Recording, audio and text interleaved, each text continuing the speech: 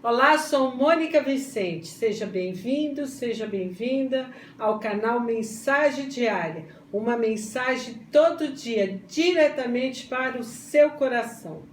O casamento é cenário de muitos acontecimentos. Amor, alegria, paz, construção, lutas, desafios, perdão, diálogo, conquistas, vitórias e cenários de muitos desafios. Todo casamento sempre vai começar com festa, com alegrias, com sonhos e expectativas para o futuro. O homem e a mulher a se unirem em matrimônio, eles fazem votos de amor um para com o outro, em todos os momentos, na alegria e na tristeza, na saúde e na doença, com fidelidade, amando e respeitando todos os dias de suas vidas. Mas esse cenário de um jardim florido, de trocas e juras de amor, com o tempo, ao longo dos anos, vai murchando, vai se transformando muitas vezes num deserto árido, com cactos, com espinho. O diálogo, a cumplicidade, o amor, o sexo, os sonhos vão sendo substituídos pela indiferença, pelo silêncio perturbador, pela ausência de afeto.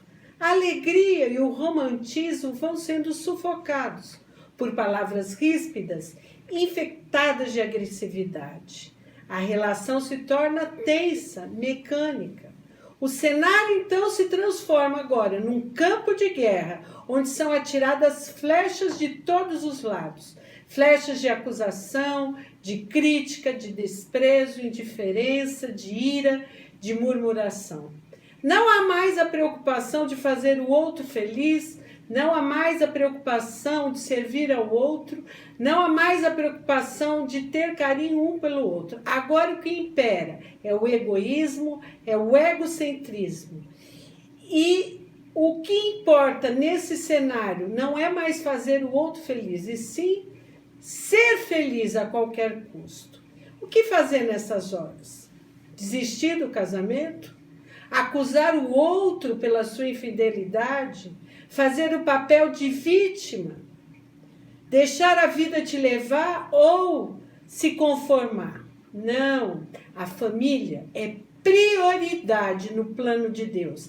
Deus não criou a família para ser um fracasso. Deus criou a família para ser uma bênção. E hoje eu quero compartilhar com você esse tema. Casamento, não deixe o vinho acabar. A solução de Jesus para o seu casamento. E eu queria que você abrisse a sua Bíblia agora no Evangelho de João, no capítulo 2, do 1 ao 11, nós vamos ler. E diz assim o texto. 3 dias depois, houve um casamento em Caná da Galileia, achando-se ali a mãe de Jesus. Jesus também foi convidado com seus discípulos para o casamento. Tendo acabado o vinho, a mãe de Jesus lhe disse, eles não têm mais vinho. Mas Jesus lhe disse, mulher, que tenho eu contigo? Ainda não é chegada a minha hora. Então ela falou aos serventes, fazei tudo o que ele vos disser. Estavam ali 6 talhas de pedra que os judeus usavam para as purificações e cada um levava 2 ou 3 metretas, ou aproximadamente de 80 a 120 litros. Jesus lhes disse, enchei de água as talhas, e eles as encheram totalmente. Então lhes determinou, tirai agora e levai ao mestre-sala. Eles o fizeram. Tendo o mestre-sala provado a água, transformado em vinho, não sabendo de onde viera, se bem que sabiam os serventes que haviam tirado a água, chamou o noivo e lhe disse, todos costumam pôr primeiro bom vinho e quando já beberam fartamente, servem o inferior. Tu, porém, guardaste o bom vinho até agora.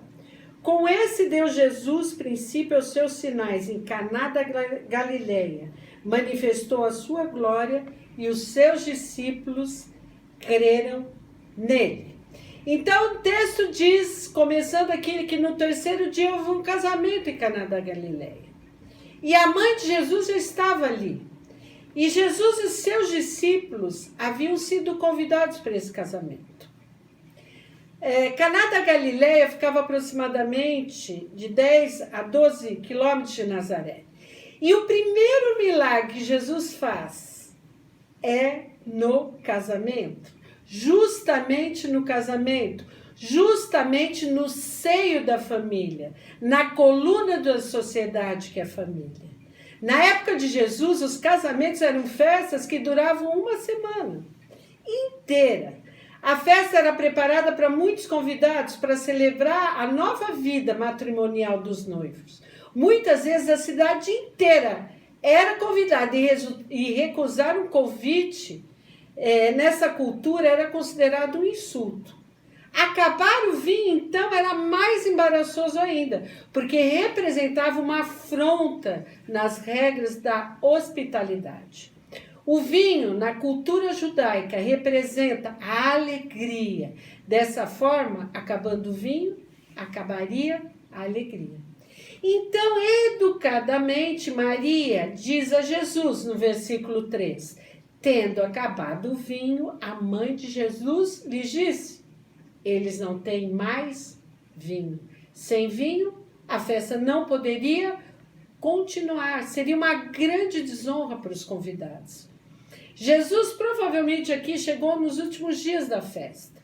E o que fazer quando a alegria acaba no casamento? O que fazer quando não existe mais a cumplicidade, o amor, a amizade, quando não existe mais diálogo, quando não existe mais um elo, quando existe só indiferença, quando não há mais alegria em receber o seu marido, ou estar com ele à mesa, ou a sua esposa, o que fazer? E esse texto vai nos mostrar 3 princípios ou 3 formas de restaurar a alegria no casamento, que está escrito aqui, que Jesus deixou a palavra para se tornar viva dentro de nós. E o primeiro princípio que ele mostra aqui para restaurar a alegria de um casamento é identificar o problema. O casal, o marido e a mulher, eles precisam viver uma vida com discernimento. Discernimento é a capacidade de você avaliar as coisas com bom senso e clareza, sem acusação, sem crítica, identificar o problema. E nós precisamos fazer uma leitura correta do que se passa no casamento. Casais estão deixando a vida os levar, e isso no meio cristão, não é só no meio secular. Então, a vida começa a os levar para o adultério, para a indiferença, para a agressividade, ou ainda pior, para a passividade. Há um dito popular que diz, ruim com ele, pior sem ele. Há casais que não querem enxergar a crise que está se instalando, começam a jogar os problemas para debaixo do tapete. Há casais que estão dormindo para essa realidade, e quando eles acordam já é tarde demais. Há casais que vivem em quartos separados, que já casam com divisão de bens, e essa divisão se estende para dentro da sua casa, é o meu dinheiro e o seu dinheiro. E a cura de uma doença só vem através do quê? De um diagnóstico. E o primeiro passo para se restaurar a alegria no casamento é você identificar o que está acontecendo. E quanto mais cedo, melhor. No casamento não dá para viver de aparências, porque as máscaras têm que cair, elas caem. A realidade tem que ser enfrentada, os problemas têm que ser identificados, resolvidos com diálogo. Maria percebeu aqui, ela disse para Jesus, ele não tem mais vinho. E o que não existe mais no seu casamento? Diálogo, falta de perdão, cumplicidade, amor, amizade. O que você pode identificar no seu casamento que não há mais?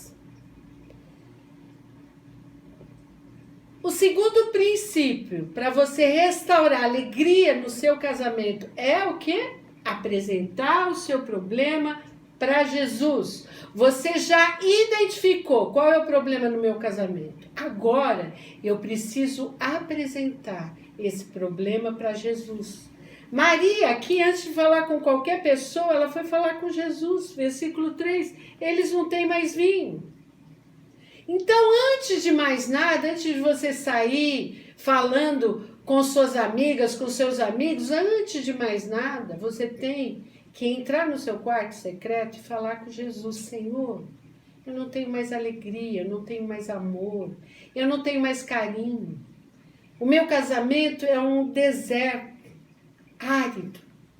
Então eu preciso apresentar o problema para Jesus.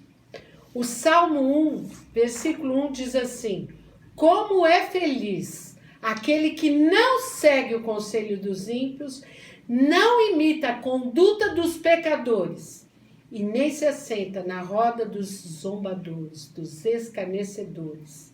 Quantos casamentos se acabam se contaminando com conselhos mundanos, na mesa com os escarnecedores que zombam, desmoralizam a figura do marido e da esposa.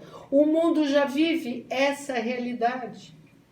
A família é o pilar da sociedade. E hoje nós vemos a cada dia mais famílias sendo destruídas por sofismas, fortalezas que impregnam na mente do marido, da mulher, dos casais. E isso eu digo no meio cristão, no meio secular. E toda doença aponta para sinais.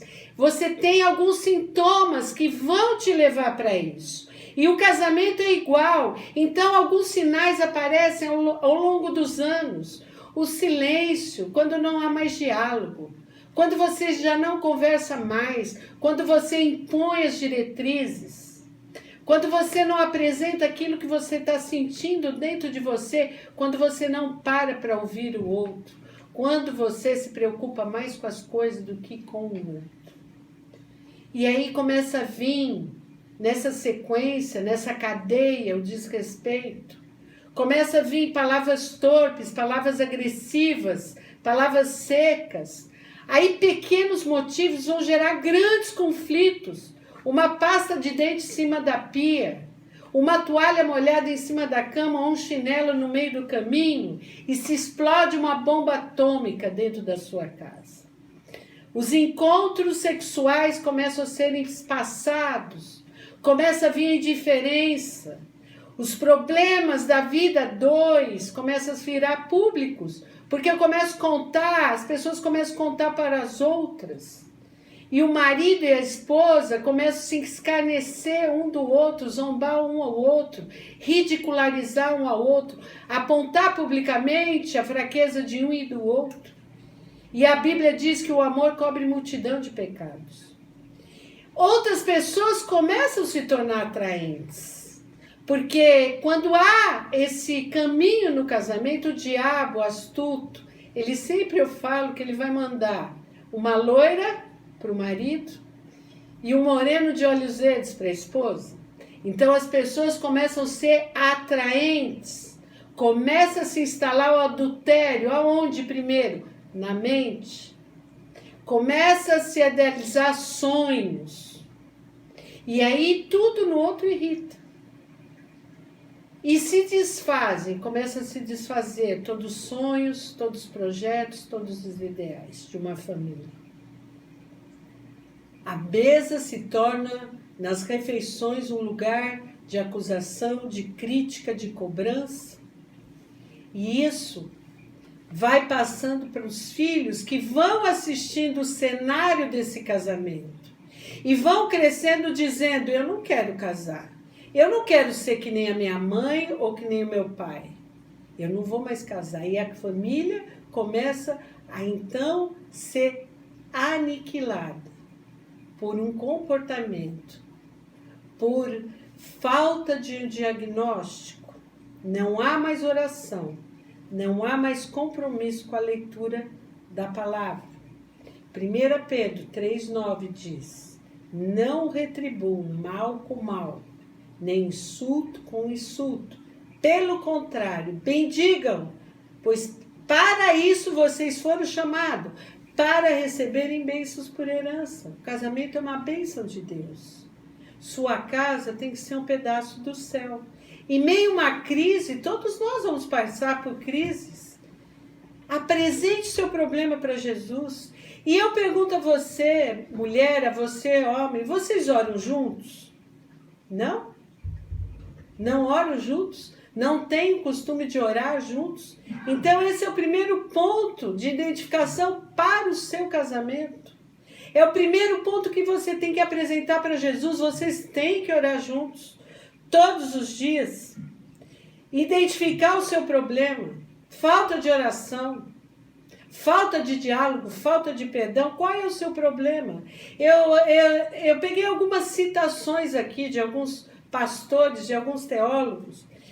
E um deles diz assim: quando beijos e abraços cessam em um lar, problemas estão a caminho. A marca registrada de um hipócrita é ser cristão em todo lugar, menos em casa. Se Cristo estiver na sua casa, logo os vizinhos, eles perceberão. Apresente o seu problema para Jesus. E o terceiro e último princípio que você tem que ter para restaurar a alegria do seu casamento, depois que você identificou o problema, depois que você o apresentou para Jesus, é a obediência. No versículo 2:5 diz assim: sua mãe disse aos serviçais: façam tudo o que ele lhes mandar. Façam tudo. Maria se submeteu à maneira de agir de Jesus. Ela disse: façam tudo. E ela reconheceu que era seu filho, mas também que ele era filho de Deus, apesar de não entender o que Jesus faria. Ela confiou que ele, Jesus, ele é o único que poderia trazer a melhor solução para aquele casamento. E a palavra de Deus é que nos direciona a obedecer, não a questionar, não argumentar, não inventar desculpas, mas a obedecer. Em 1 Pedro 3, versículo 1 e 2 diz assim: do mesmo modo, mulheres, sujeitem-se aos seus maridos, a fim que se algum deles não obedece à palavra, sejam ganhos sem palavras, pelo procedimento de sua mulher, observando a conduta honesta e respeitosa. Não é por falar, mulher, presta atenção. Não é para você falar, não é para você pregar na cabeça do seu marido, não. É pelo seu testemunho, é pelo seu espírito doce e tranquilo e amável que é agradável a Deus. É pelo seu amor, pela sua dedicação. Jesus teve uma hora quando ele já ia partir, que ele lavou os pés dos discípulos. E ele deu um exemplo, ele falou: assim como eu fiz, façam vocês também. Nós viemos para servir um ao outro. Não é pelo falar, é pelo testemunho. Ah, mas você pode me dizer assim, como muitas mulheres me falam: mas é difícil. Ah, mas como é difícil fazer isso. E eu te digo que não é difícil. Quando você se rende ao Espírito Santo, quando você tem uma vida de oração, quando você entende que é só pelo perseverar, pelo esforço, como Jesus falou, o seu casamento começa a fluir, porque o Espírito Santo vai começar a trabalhar dentro de você, de dentro para fora, fazendo você um coração amável e submisso a Deus. Nós necessitamos compreender que a unidade do casal produz bênção em nossas vidas. Jesus nos ensinou que a unidade e a concordância permite o agir de Deus em nossas vidas. Lá em Mateus 18, 19 e 20, Jesus diz: ainda vos digo mais, se dois de vós na terra concordarem acerca de qualquer coisa que pedirem, isso lhes será feito por meu Pai que estás no céu. Pois onde se acham 2 ou 3 reunidos em meu nome, aí eu estou no meio deles. Olha como é importante você ter uma vida de oração, orar todos os dias com o seu marido. E isso é concordância, que vocês ligarem vai ser ligado nos céus. Mas a falta de unidade impede Deus de agir na tua vida. E ela mostra bem claro que quando o marido briga, é ríspido, frio com a mulher, algo também vai acontecer na dimensão espiritual. Em 1 Pedro 3,7, Pedro vai falar: do mesmo modo, vocês maridos, sejam sábios no convívio com suas mulheres, e tratem-nas com honra, com parte mais frágil, e cordeiras do dom da graça da vida, de forma que não sejam interrompidas as suas orações. Não sejam interrompidas as vossas orações. Tantas orações são interrompidas por falta de obediência à palavra de Deus. Maria disse: façam tudo o que ele mandar. Mesmo não entendendo, obedeça. E Jesus, no versículo 7, diz: enchei de água as talhas. E os serventes encheram. Porque as talhas eram de pedras. E as talhas, sendo de pedras, sugerem que nós somos duros nos relacionamentos conjugais. E quanto precisamos ser trabalhados por Deus. E quanto precisamos nos encher do Espírito Santo. Lá no livro de Ezequiel diz: olha, dar-lhe-eis um só coração. Espírito novo colocarei dentro deles. Tirarei o coração de pedra e colocarei um coração de carne. A verdade é que muitos casais, depois de algum tempo de ser casado, deixam o relacionamento descuidado, não enche mais a talha, não saem juntos, não conversam mais, não leem mais a palavra juntos, não oram. Então Jesus te manda diligentemente: enchei de água as talhas. E no versículo 7 diz que eles encheram totalmente até em cima. Você percebe uma coisa aqui nesse texto? Que a água é a matéria-prima do milagre. Para que o milagre pudesse acontecer, era necessário que eles enchessem a talha de água. Era preciso um esforço. É preciso encher de novo a talha de água. Voltar a agradar o seu cônjuge. Seja gentil, sirva com amor, perdoe, tenha diálogo, ore, que o milagre vai acontecer. Aqueles serventes, eles não questionaram, eles não duvidaram, simplesmente ele obedeceu. E quando eles obedecem, enquanto nós obedecemos, o milagre acontece. A água se transforma em vinho, e vinho da maior qualidade. Não basta apenas identificar o seu problema. Não basta apenas levar o seu problema a Jesus. É preciso fazer o que ele manda. E muitas vezes a palavra de Deus parece conspirar contra essa lógica. Não é? Os serventes poderiam pensar: mas eles estão precisando de vinho, não é de água. Mas a fé obedece mesmo quando ela não entende. Essa é a chave do milagre. Se as talhas não forem cheias da presença de Deus, o vinho não aparecerá. O milagre de Jesus nesse casamento está diretamente relacionado com o investimento que nós fazemos dentro do nosso casamento para cultivar a presença de Deus. Um cordão de 3 dobras, a Bíblia diz, não se rompe facilmente. A fé, ela toma posse do impossível. Finalizando, se você reconhece que o vinho está acabando ou já acabou no seu casamento, pratique esses princípios. Identifique o problema, apresente a Jesus e faça tudo o que ele mandar. Um casamento feliz é a junção de 2 pessoas que se perdoam, se compreendem e cooperam em todas as coisas. Casamento é uma conquista e reconquista diária. E ele deve ser baseado em somas e não em divisões.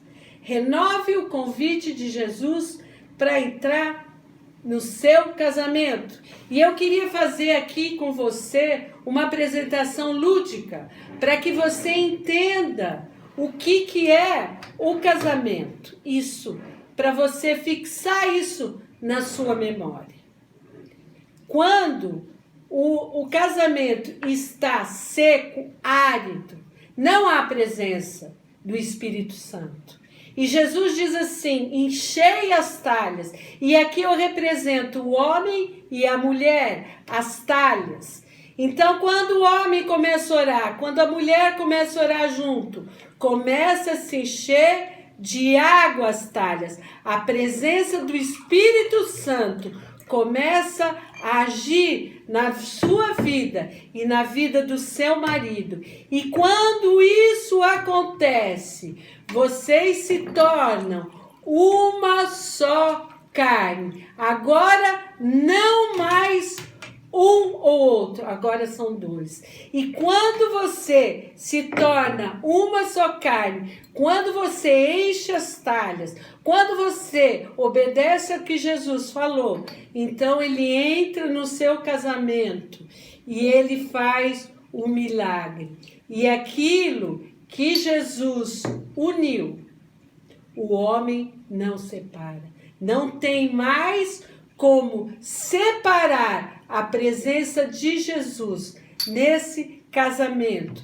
Por quê? Porque os dois são uma só carne.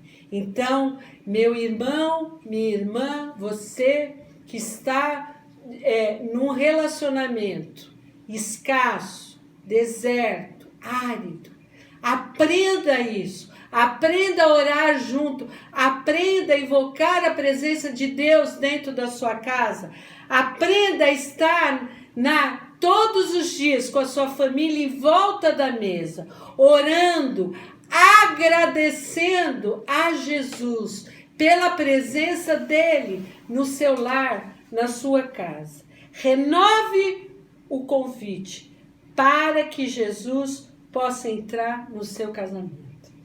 Eu quero orar por você e com você. Senhor, convidamos agora a tua presença para habitar no casamento de cada pessoa, Pai, de cada casal que está ouvindo essa mensagem. Capacita-os a compartilhar os seus pensamentos, os seus sentimentos, as suas fraquezas, as suas dificuldades, Pai. Restaure a confiança de um para com o outro, compartilhando os sonhos, os medos, as lutas, Pai. Pai, que dentro deles brote o desejo de ser cheios do Espírito Santo, que eles possam encher as talhas, Pai, com a tua presença, orando todos os dias, aprendendo a expressar abertamente o amor de um pelo outro através de palavras, de ações, Pai. Afasta, Senhor, desse casamento toda indolência, toda frieza, todo egoísmo, Pai, toda passividade, Pai. Ajuda-os a não proferirem palavras ríspidas, destruidoras, mas apenas palavras que edificam. Te pedimos, ó Deus, que a alegria desse casamento seja restaurada, Pai. Em nome de Jesus, as muitas águas não podem apagar o amor deste casal, nem os rios afogá-los. Com a tua presença e a presença do Espírito Santo, o que o Senhor uniu, o homem não separa. Em nome de Jesus. Amém? Eu sou Mônica Vicente e quero te convidar a estar conosco no próximo domingo, no mesmo horário, às 9h30, no nosso canal Mensagem Diária. Aproveite e deixe um like para nós, aí um gostei, ative as notificações, se inscreva no nosso canal, acesse as nossas redes sociais, no Instagram, no Facebook, como Devocional Mensagem Diária. Entre no nosso site www.mensagediaria.com.br. E Deus te abençoe. E até a próxima mensagem, em nome de Jesus.